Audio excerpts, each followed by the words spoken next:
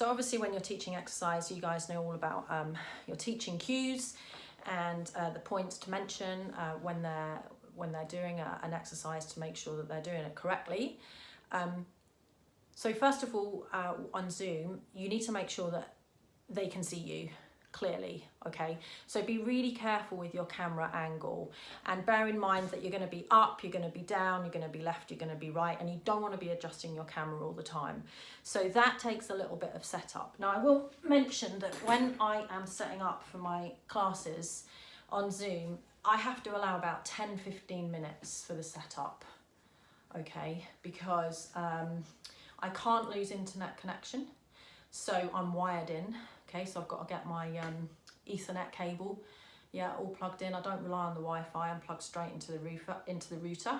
Okay, so the Wi-Fi goes down, then class is finished. I need to make sure that I have everything nearby. I need to make sure that my camera angle's correct. I need to make sure that all the settings, the text settings on the program are correct as well. All right, so that they can see me properly, so that they can hear me properly. So with camera angle, this is pretty good, okay, because I'm here and you can see me, all of me, whatever I do, going side to side. If I decide that I want to do a walk out to a plank, okay, I know I will set my mat up where the area is, so I'll check that before the class, because it's no good doing it during. Okay, so my mat will be here, and I know that as long as I stay anywhere on that mat, whatever my altitude, then my participants can see me. Okay, so that makes it safe. Also, you need to see them. Okay, insurance isn't valid if their camera's not on, generally speaking, okay, and you do want to be insured.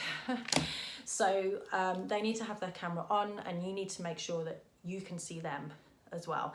Now that gets a little bit patchy because they don't want to be moving their camera around either. So it's something just to mention every so often. I mean, to be perfectly honest, I can't see all the participants all the time.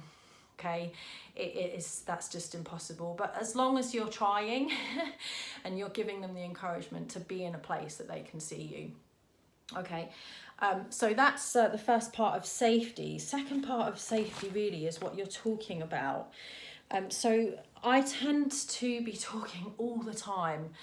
Okay, I won't just start an exercise and state the teaching points at the start of the exercise. I'll get them going, and then I will double up on my instructions.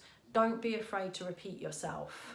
Okay, you're going to sound like a scratched record to yourself, but it's okay, because if they hear it the first time, which is unlikely, when they hear it the second time, they'll be like, oh yeah, that's right, and it just reinforces that. Okay, so have your teaching points clear in mind, and even have them written down. That's what I used to do when I first started.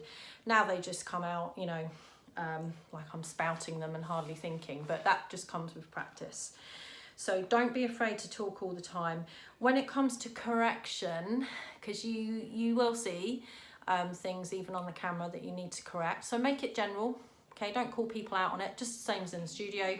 Just make that one of your teaching points. Okay, so if you see somebody in in a plank, you're doing a standard plank, and you see them like this, it's like, just make sure that you've got your hands underneath your shoulders, guys. Make sure, and then just dip your hips and make sure that you've got a nice straight line, blah, blah, blah.